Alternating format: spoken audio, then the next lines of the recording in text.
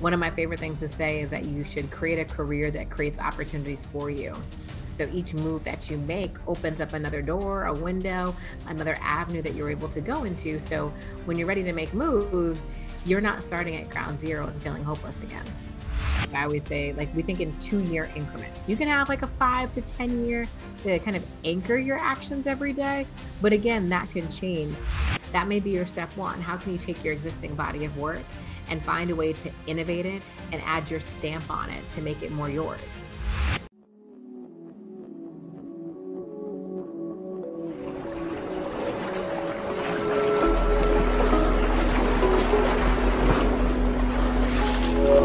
All right. Hey, we are here today with Kimberly Cummings. What's going on, Kimberly?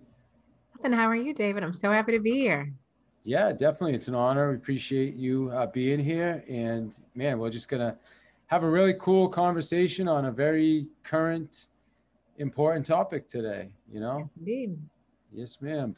So a little bit about you. You're the author, or your book's coming out in a couple weeks, Yes, right? June It's 9th. what's the date? June 9th. June 9th. Okay. Next move, best move, transitioning into a career you'll love, which, man, I was just talking to somebody about that. You know, they're talking about doing something. They're in real estate, and they're like, well, I'm gonna go into insurance. I'm like, okay, why insurance? I don't know. I'm sick of real estate. Got it. Why insurance? I'm sick of it. So it's like, got it. So you're sick of, that's not really the reason. Anyway, Not at it's all. all good. No, but a little bit about you. You're a leading career and leadership development expert, an accomplished speaker and podcast host whose mission is to power women and people of color in the workplace. Her personal and professional development company, Manifest Yourself LLC, provides in-person and virtual workshops, trainings, and coaching to professionals who lead a dynamic and what a dynamic career in life. Man, I'm just getting over a 48-hour fast. My thinking is just coming back. It's kind of cool. Should have seen me last night at like 7 p.m. Holy cow.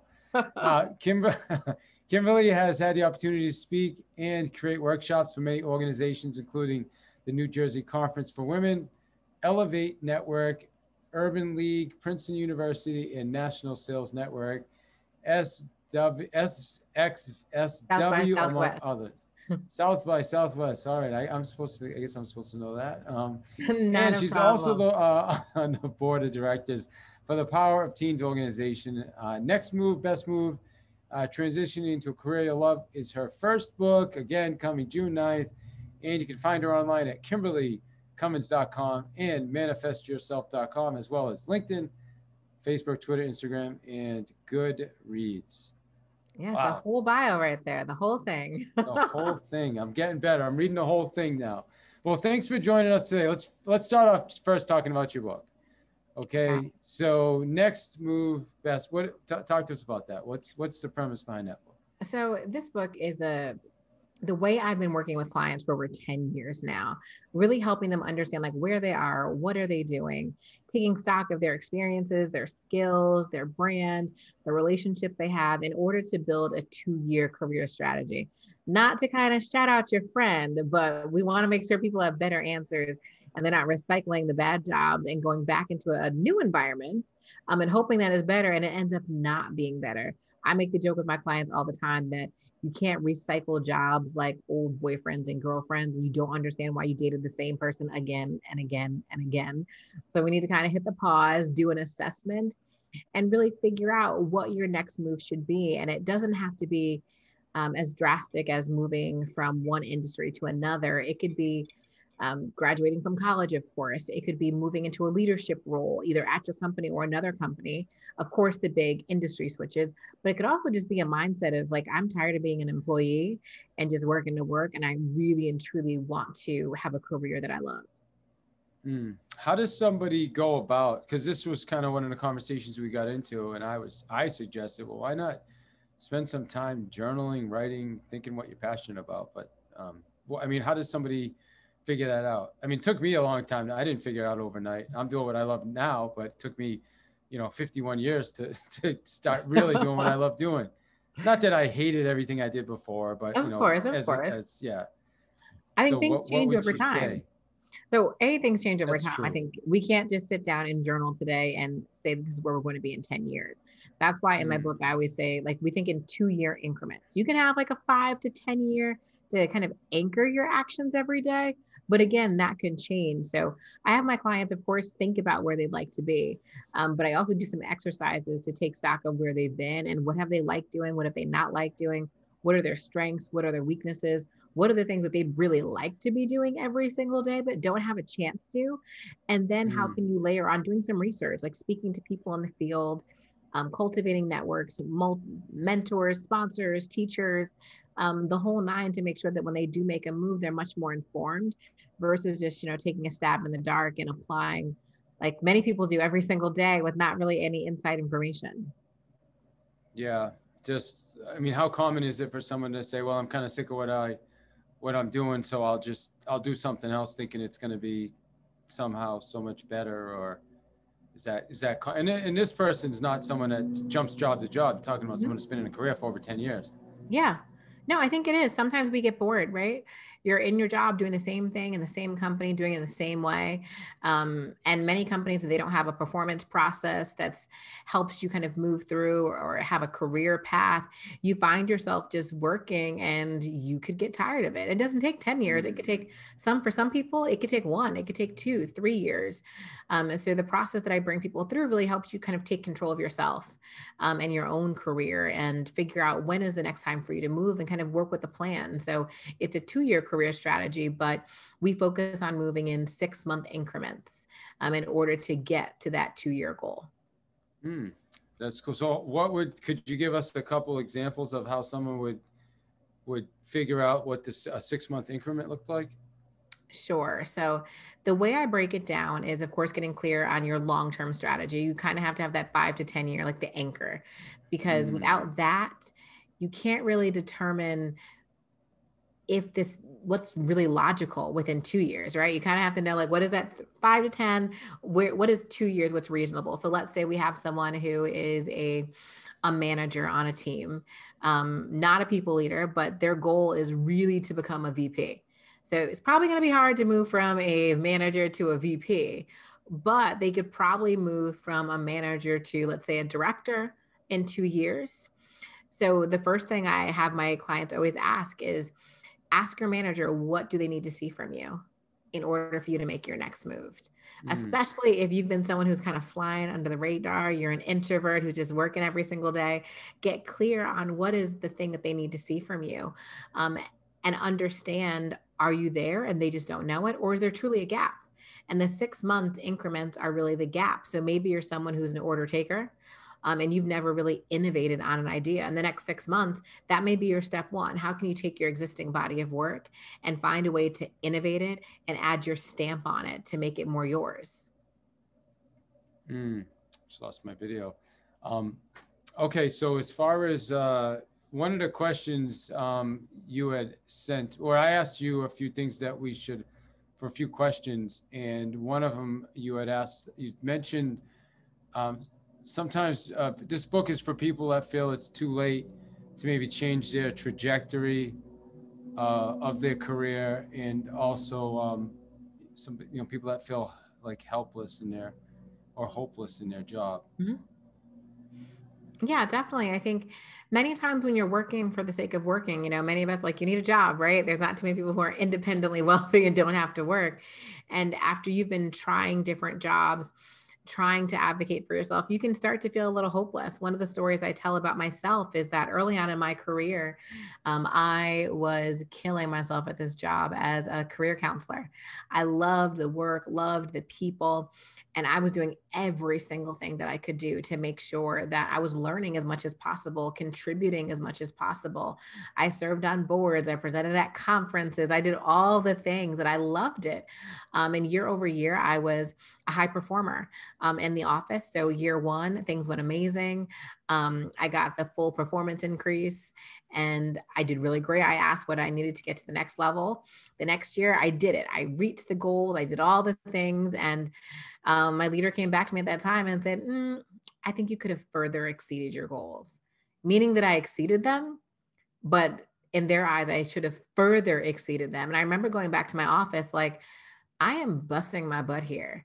Like, why is my standard higher? What should I be doing? I'm not sure, but I felt hopeless. I was like, what can I do? I didn't have a network.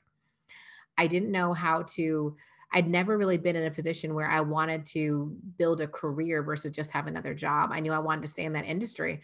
So I really had to kind of sit back and figure it out from the ground up for myself. And I think that's the process that I love to take my clients through. It's not necessarily you have to hate your job and you need to escape from it, but you're really looking to maximize your career. One of my favorite things to say is that you should create a career that creates opportunities for you. So each move that you make opens up another door, a window, another avenue that you're able to go into. So when you're ready to make moves, you're not starting at ground zero and feeling hopeless again. How much, let me ask you this, because years ago I was working with a coach, and I was in a similar place to my friend I'm talking about. And I hope you don't hear that. Do you hear the lawnmower going by A out there? little, but it wasn't that Yeah, bad. It went it's away. funny. All right, good. Hey, this is real life stuff. But you know what? One of the things he had said to me, he said, you know what? It doesn't make sense for you to change careers in real estate. You don't switch something when you're not happy, when it's not working for you. You do it when, and I fought him on that. But then it occurred to me that I was kind of running away from something, and I ended up just hunkering down in what I was doing. And I made a lot of changes in the real estate space, and I created a team, and I got leverage, and then it started to love the business again. So do you find out sometimes that people don't even have to change what they do, and they just have to change, you know what I mean? Change careers, but they can just make Yeah. some changes in what they're actually doing. Of course, of course. I think that, well, I will say on one side, if you are really, really miserable, like you are not a tree, go ahead and move. Like if you're sitting Yeah. there and you can't stand another day, you're going to curse someone out. If someone else tells you to do something, you need to leave. Just go ahead. But when you really sit back and think about your skills, your experience, figure out ways to maximize the job you have. And I think that it speaks to what you did. What else can you get out of that job to set you up for a better move later? Sometimes it's easier to do as much as you can where you are before you have to kind of start over at another company, another industry, et cetera. So I completely agree with that. Sometimes there's things that you can get out of your current job, but sometimes you can just be a little too frustrated to see.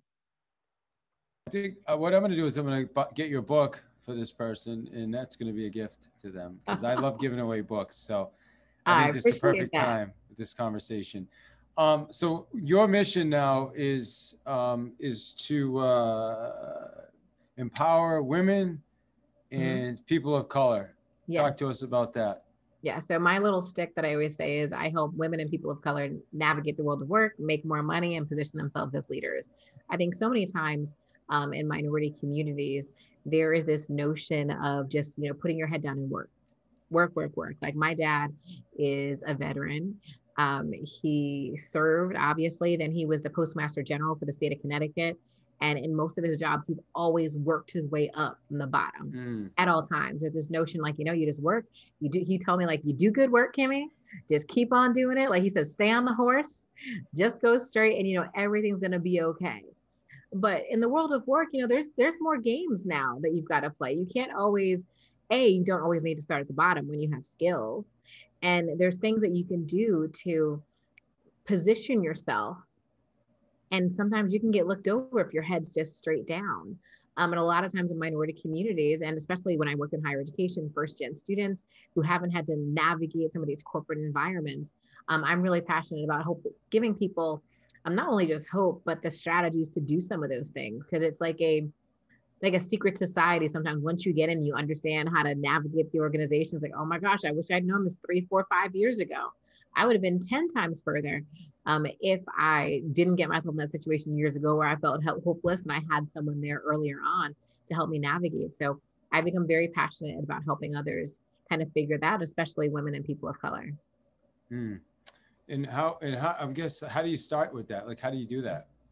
Do people come to you? Do you do like how do people find out about, like, let's say somebody's listening if they're interested in, what would be the next step Well, they should definitely go besides to getting your book? besides getting my book. So yes, get the book first.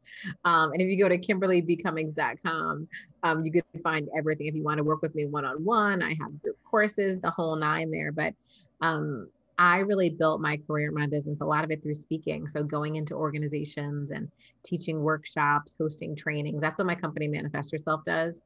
So a company will bring me in to teach like how to create your own strategic plan, or how to build your own career strategy, similar to my book, or how to present ideas. So a lot of my work has come through being in organizations and teaching and coaching people in group settings, or in conferences. And then people kind of find their way to me when they want some more help. And let me, I'm trying to think of the right, so let me ask you this question. I'm trying to think of the right way to ask it. Why, I'll just ask it. Why women and people of color? Why did you, is that just a passion of yours, or or is it based on there's a lot of stuff going on obviously right now. There has been for years with especially people of color, I have Black father, my white mother, so I grew up with some stuff myself. But what caused you to go in that direction? So it's definitely a passion. I think in a lot of the environments that I'm in, I've noticed that women and people of color needed more assistance in their careers, more assistance with navigating, more assistance with advocating for themselves and getting what I call insider information to make sure that they're able to navigate their careers with ease. Now, when I'm in corporate America, I speak with everybody. Doesn't matter who you are, where you are, all of that. I speak to everyone. But when people work with me individually, I never exclude anyone. But the people who come to me generally are women and people of color. Yeah.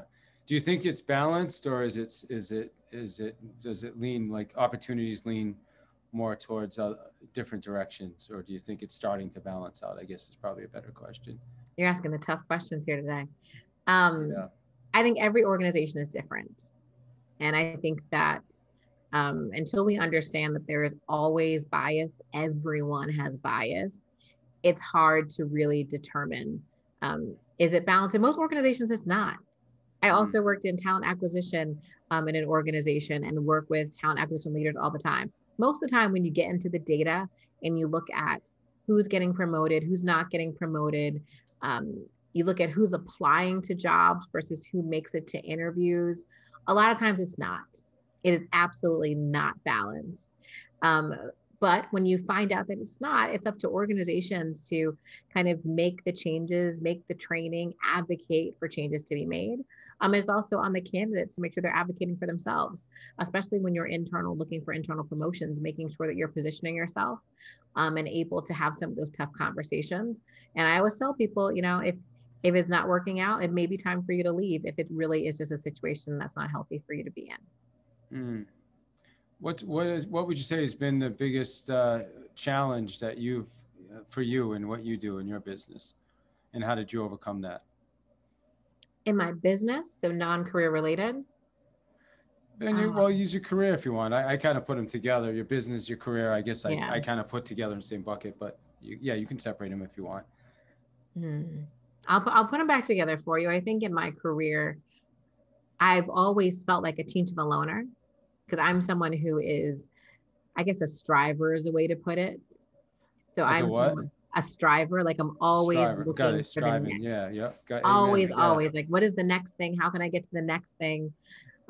So I think sometimes that leaves me kind of out by myself sometimes, or in a different area. I think in my business, I have so many friends who they have a business for business owners versus I have a business that's for career professionals and for corporations.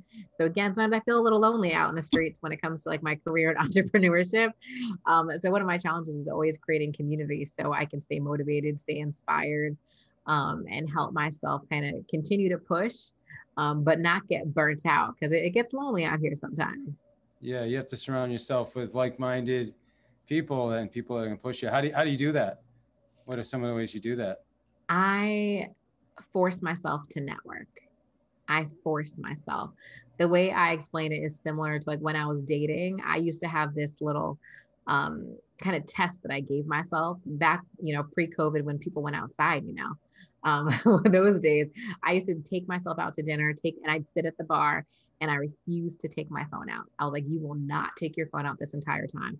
I don't care if you talk to the person next to you, Kim. If you talk to the bartender, you will talk to somebody, who is not in your phone. And I used to challenge myself in that way. So when I wanted community for myself, I took a similar approach. I'm like, where are the conferences? Where are the people?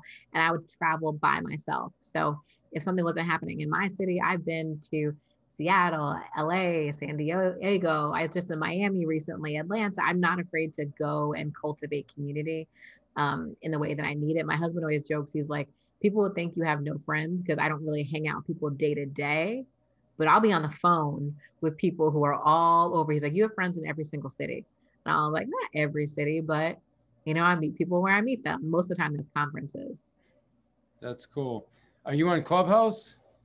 I am, but I haven't really gotten into it yet. Not as much. Yeah. Yeah. Are you in there?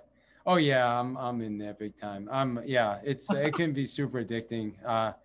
But yeah, I've been going all in on it, honestly. Okay. So, but yeah, but you can find networks in there. You can find communities of high level. I mean, if you decide to check it out, there's a room, a club that happens every morning called Breakfast with Champions. And I'll tell you that some of the highest level people on the planet hang out in that room. It's like no joke.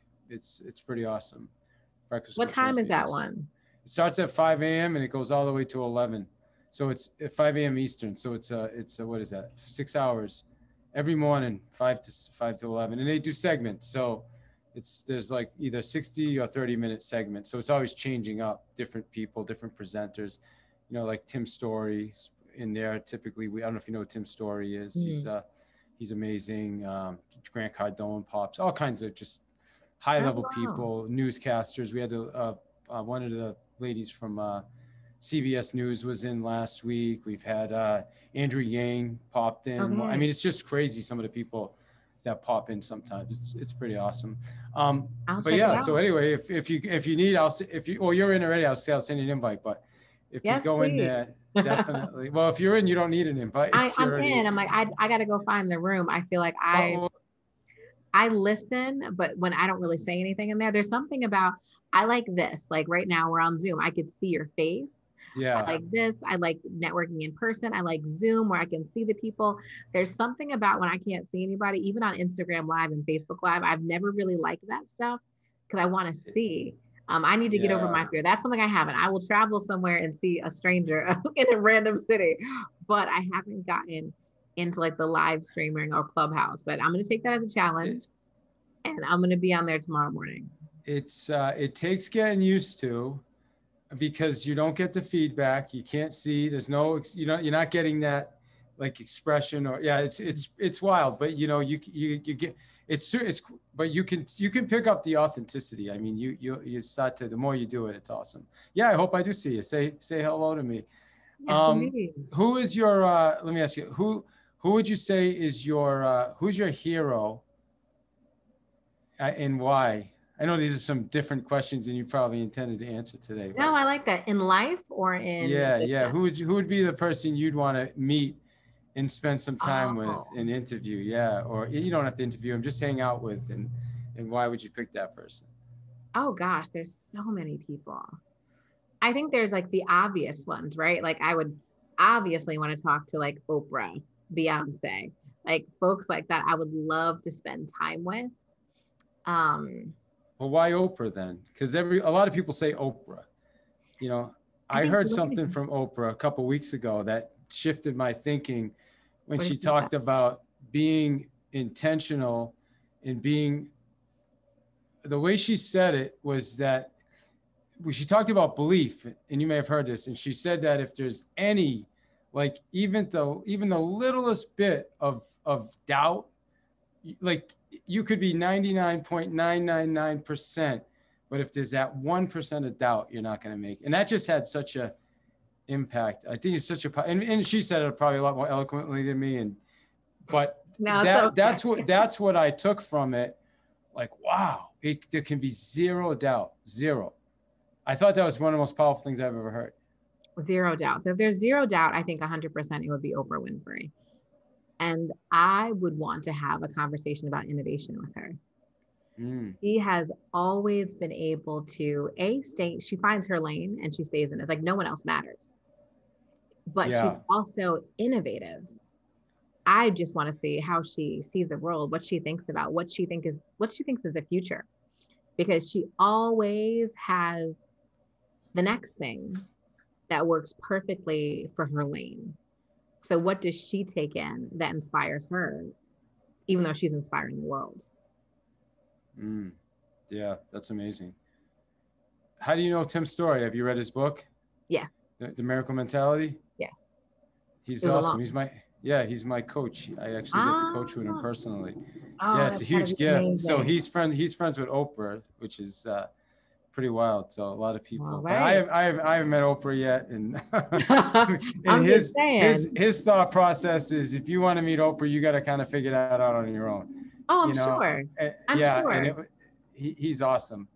And you know I what he told said? myself I'll be there one day. I'm like, Yeah. Well, I'll tell you what he said to me, and then we can, because yeah, we both got a hard stop in a couple of minutes. I asked him. I said, a friend of mine really wants to meet Oprah, and he said, you know why I'm friends with Oprah? And I said, no. He goes, because I don't ask her to do things like that. Amen. Right. All yeah. right. That said, first off, how do we get? Did I not anything I should have asked that I didn't ask? No, What I did I think you miss? asked some really great questions, and I appreciated the uniqueness of your questions, especially Yeah. for the second half. So I think you have it. Well, thank you. I appreciate it. Yeah, I stuck to some scripts in the beginning, and then I just said, it's sometimes the best conversations are when you just have a real conversation with Got to get someone, off right? the beaten path, right? Amen. But and then how do people get in touch with you?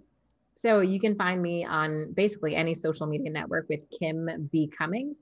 And my website is kimberlybcummings.com. Kimberly B. Cummings. Well, we appreciate. Hey, Kimberly B. Cummings. That sounds like it's your B. Cummings. That's what folks say, right? Yeah, that's Yes. awesome.